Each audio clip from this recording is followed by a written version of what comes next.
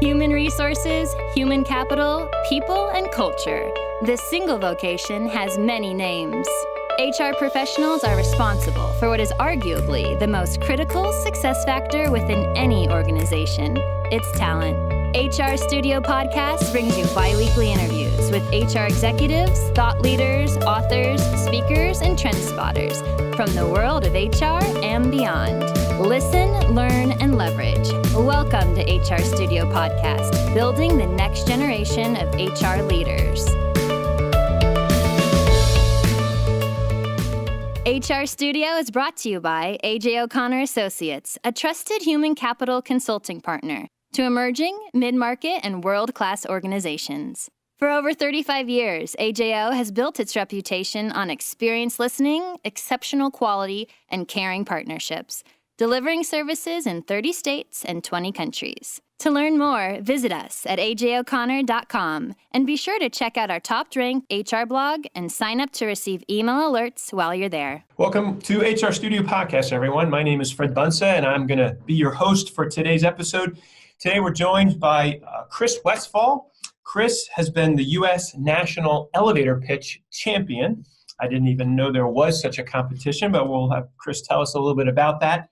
But what Chris focuses on is really leadership language. He's got a new book out called Leadership Language, and we talk a lot on the podcast, a lot with our clients, rising HR leaders, about leadership and about helping others become more effective leaders. And so we thought it would be great to bring Chris on to talk a little bit about what he's seen out there with his clients and the kind of work he does. Chris has been creating multi-million-dollar revenue streams for companies on 4 continents with innovation strategies around this idea of leadership communication. As I mentioned, he's also been the U.S. National Elevator Pitch Champion.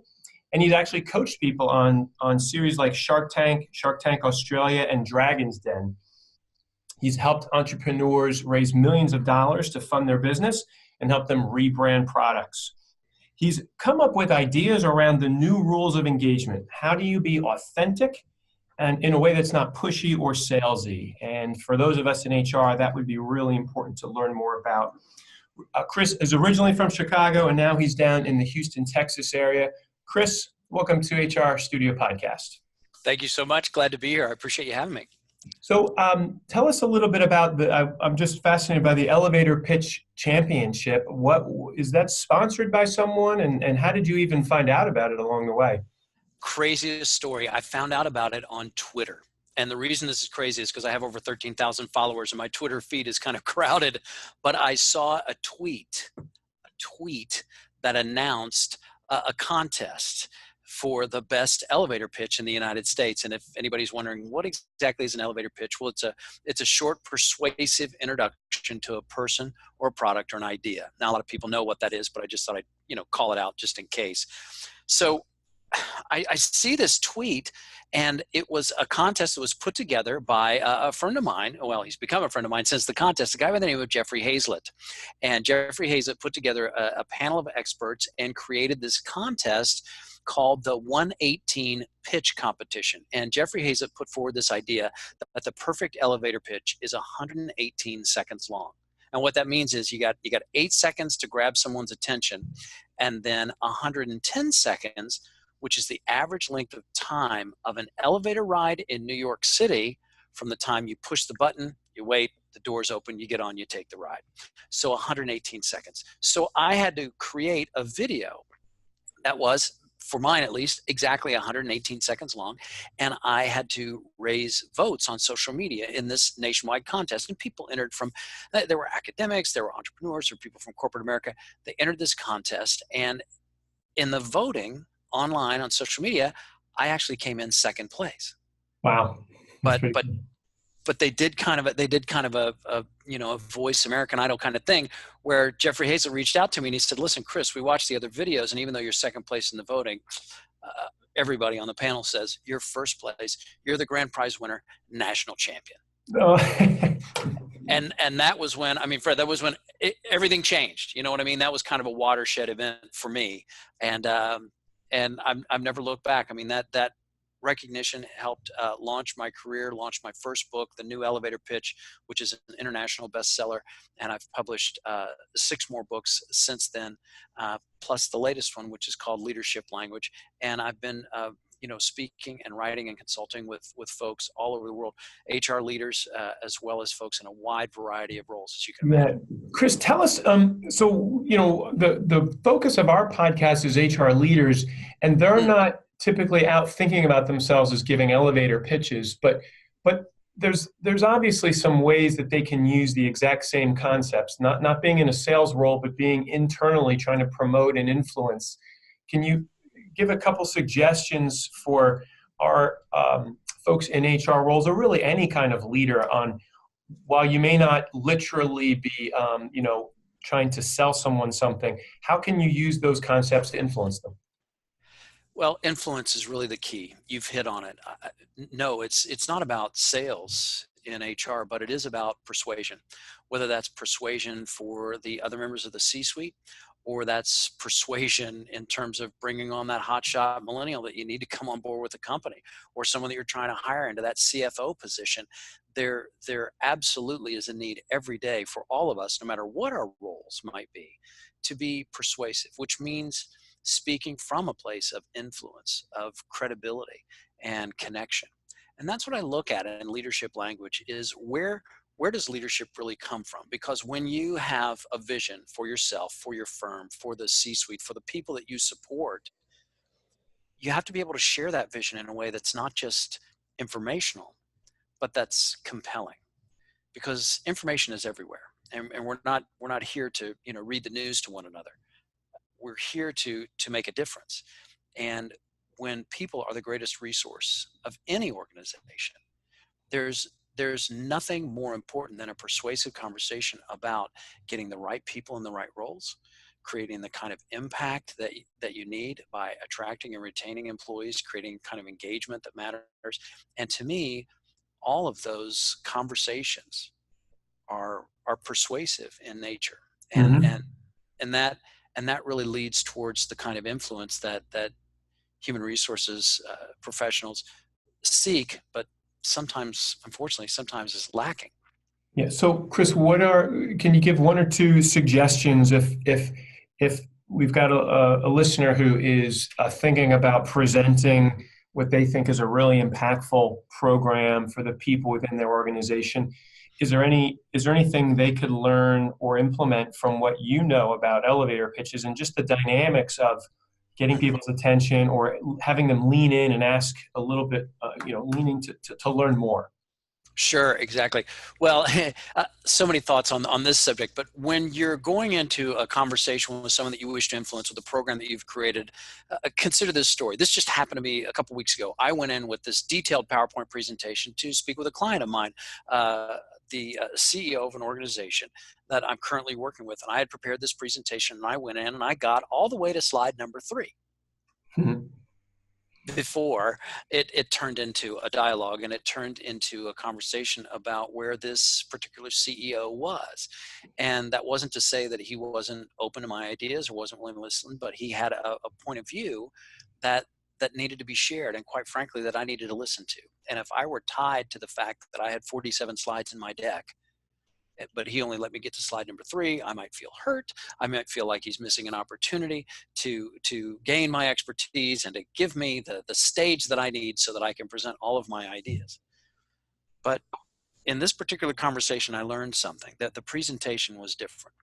This presentation was a conversation, and the conversation is what people want. People don't want to be pitched. I'm the U.S. National Elevator Pitch Champion, and I'm telling you, from me to you, don't pitch. Mm-hmm.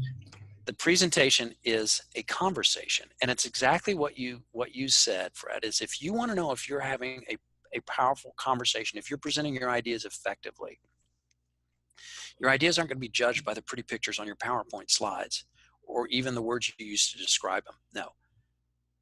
Your presentation will be judged by the action your listener takes when you're done. And the action you want, in some form or fashion, 3 words. These 3 words, here they are. Tell me more. I Tell got me. to I got to slide number 3, and the CEO said, "Tell me more. I've got to know more about that." And now all of a sudden it's a dialogue. And I had a choice. I could sit there and I could be disappointed that I wasn't having the conversation that I wanted to have. Or I could realize that I was having the conversation that this executive needed to have. Mm-hmm. And if leadership is about service, and by the way, leadership is about service, right? What is the service that you can create? The conversation that matters most, that creates the tell me more, always starts with what your listener is thinking. In other words, their perspective is the one that matters most. I mean, think about it. There are two conversations going on right now. There's the one that I'm providing, right? There's the perspective that I'm providing, and then there's a conversation that people are hearing. It's what they're taking in. Which one do you think matters most? Yeah, well, I'm a huge fan of Audible, and one of the challenges is somebody will say something fascinating, and I start thinking about the fascinating thing they just said and the implications, and then I realize I haven't heard the last 30 or 40 seconds of the next paragraph. But what's wrong with that? With taking that journey, I think that means you got a good writer, you got a good Audible book, and you've got also an opportunity to really be an expert communicator, to really harness leadership language when you speak in a way that makes other people come to realizations and to see things for themselves. It's not about pitching people or informing people to death or creating death by PowerPoint. It's about creating the images and words and actions that spark people on their own journey. Why? Because that's where decisions come from. Yeah. So how do you even start a conversation like that? Like what would be a way to focus what you're going to say? Because you got the 47 slides that traditionally this is what we would cover to have this kind of a year-end strategy discussion, or we're getting ready for our performance management cycle and I got to get leadership buy-in. You have a technique we've talked about prior about how you can help prepare for those to talk about that. Well, the key thing to remember is that the story you tell teaches people how to treat you, how to buy into your ideas, how to get engaged with your presentation. And when you start with what matters most, you create the engagement that is strongest. So what I suggest is that people come to understand something that I call you language. And you, of course, in grammatical terms, is the second person, right? First person is I, me, my. Second person is you. And you language makes the second person first. And I'll model this for you. I'll show it to you in just a second. I'll do an example so you can see it. But by acknowledging expertise, acknowledging common ground and common understanding, you create uncommon results. Now, this may sound counterintuitive because you may think what you need to do is come into the room, introduce yourself, maybe lead off with your title if people don't know it, and then present your agenda and that sort of thing. But what I'm suggesting is to flip it and to start with what your audience knows, what your audience sees, and what your audience believes so that you can create new results. You start with what is known, in other words, acknowledgement and recognition, to get to what's new. And here's a couple of ways you can do it, okay? And these are just some conversational prompts that you can use. For example, you can start the conversation by saying something like, you know how, or have you ever noticed? Mm-hmm. And these are just kind of leading phrases that folks listening to this, you can try this out. Have you ever noticed blank? And what follows in the blank is something about the way that the world works that we all know and understand, followed by something that's surprising or counterintuitive, something that people have not thought of before, something that creates what you referred to and Sheryl Sandberg calls the lean-in factor, the thing that makes people go, wow, I hadn't thought of it that way. Mm-hmm. So this idea of saying, have you ever noticed, you're asking people to recognize what they already know, and you're finding that common ground, rather than coming in and saying, let me tell you what you don't know about benefit plans. Yeah. Which is immediately off-putting, especially if you've got some ego strength in the room. People are like, what is this, a fight? Are we going to have a bit of a contest here to see who knows more than someone else? What lies beyond your credibility and your authority is your opportunity to create the connection that brings your ideas to life. And by using simple phrases like, have you ever noticed? You borrow from the presentation strategies of Steve Jobs. That's what Steve Jobs would do better than anyone in the world. He would come out on stage and he would say, have you ever noticed how we see the world a certain way? Mm-hmm. But how do you like the world when I pull my laptop out of a manila envelope? I mean, he would articulate, this is kind of the steady state, but this is what we've got for you. This is the way we can listen to music now. This is the way that we can use this brand new thing called an iPad. You know, and he changed the way that we think about technology and the way that we interact with the world and one another. That's so starting from their perspective and starting with what's known or what's currently observed, and then having a bit of a new way, a new lens, or a new framing of how to look at that. Exactly right. And I call that thing that's known, that connects all of us together, the high concept, which is an overall theme or idea that anyone anywhere can say yes to. And like an example of a high concept, and again, this is a view of life from 50,000 feet, but see if this is true. True or false, we all want a sense of family and belonging. Yeah, true. Well, that's true. And if that's true for you and it's true for me, that might be a principle. That might be something that we all have in common if it's universal. I mean, true or false, we all want a sense of safety in the workplace. Also true, right? Everybody wants to feel safe in the workplace. So from this place of common ground, is there an opportunity to see things in a new way? This thing that we can all agree on is really the first yes in the persuasive conversation. And so many times, if you're looking at your presentation or conversation as a battle or a contest of wills, or can I convince them of my viewpoint, why don't you start with what you know? You don't have to convince them of it all. That's that high concept. And from there, just as you say, Fred, creating that frame so that your vision comes to life and is discovered by your audience. That's a very audience-centric thinking, and it resonates with where they're coming from. I guess it's a connection point, and they start to give you the benefit of the doubt, I would imagine, and then you fill in behind that with the ideas that you're going to bring to the table. Absolutely. And those ideas always come out of a context, which is your audience's context, because that's what matters most. Because look, if you say it and say it and say it, but they don't see it, it does not exist. Okay. You have this concept called the empty chair. Tell us a little bit about how that can be a tool to help.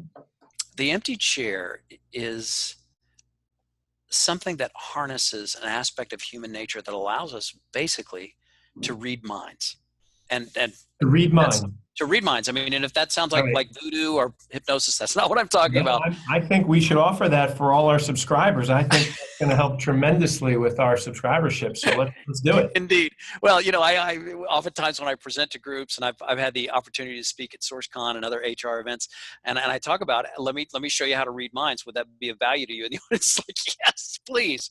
So the empty chair, what it is it's a seat at the table, a metaphorical seat at the table for someone who is not in the room, but who will be directly and dramatically impacted by any change that you propose. So the empty chair is a seat at the table for the third grade student who's going to read that history textbook next year. She's not in the room when the teachers and school administrators make that decision, and yet that's going to color the way that she comes to understand history and the world around her. So she's not in the room. She can't advocate for herself, and yet she is really the one impacted. And the empty chair is a seat really at every table and every conversation. Because I'll tell you something. I mean, right now, Fred, I have people who are here with me, right? In my mind, they're here with me, but they're not physically here with me. They're the people in my family. They're the vendors that support me. They're the publicity team that I have working with me, my publisher. These are the folks that matter to me. This is my team. And I suspect that that's true for you too. And for the people listening and watching this conversation, that's true for them as well, which means it's a high concept. It's a principle of human nature. We are all wired to work in our own self-interests. Right. That's true. We think of ourselves, but we think of the people that we care about. That's true for me. That's true for you. That's true for the people listening. That's true for anyone in any meeting. And if you want to elevate your meeting and you want to accelerate your results and be more persuasive, think about who sits in the empty chair. First for yourself, so you can identify those people, but then for the people right in front of you, for the person who has responsibility for the R&D team. What are his real puts and takes? And is he concerned about what the CEO is going to think. Is he concerned about being able to launch the software on time next year and meet the deadlines? Those kinds of things. Looking in the same direction.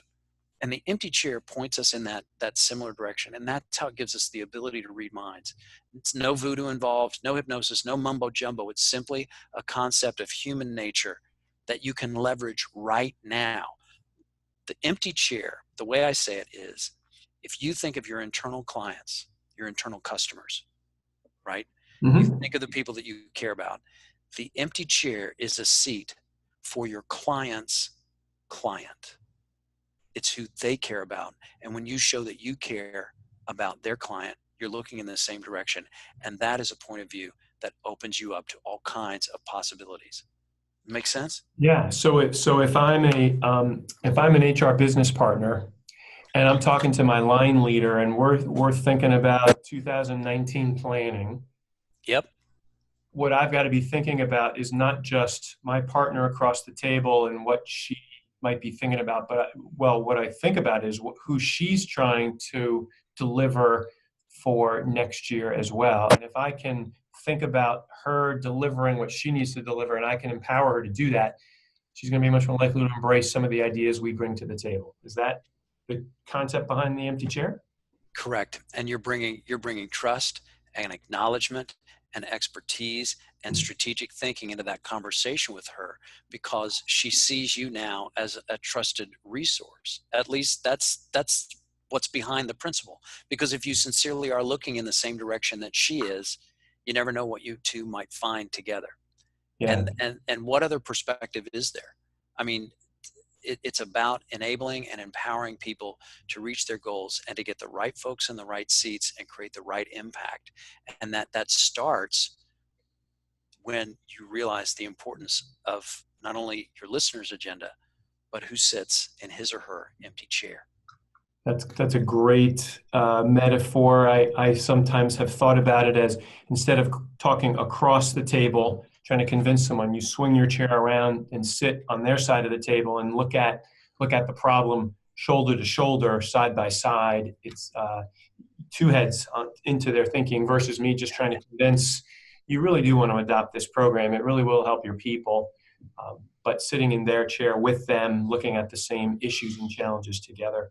So we're, I'm getting lost in this because it's such great stuff, and we're up against some time here. So let me ask you a final question. How do you know if you're being viewed in that kind of a strategic way? If you've done that homework and thought about the empty chair, are there ways that you can tell when you're working with someone that they really do or they don't view you as being strategic like that? Well, there's two ways I think that show up for me. And the first is to make sure that you've done your homework to really understand the puts and takes of the people around you, what their real influences are. And they may be hidden. It may be obvious to look at, shareholders or, their the bottom line value or efficiency or that kind of thing. But I would challenge you to look beyond that.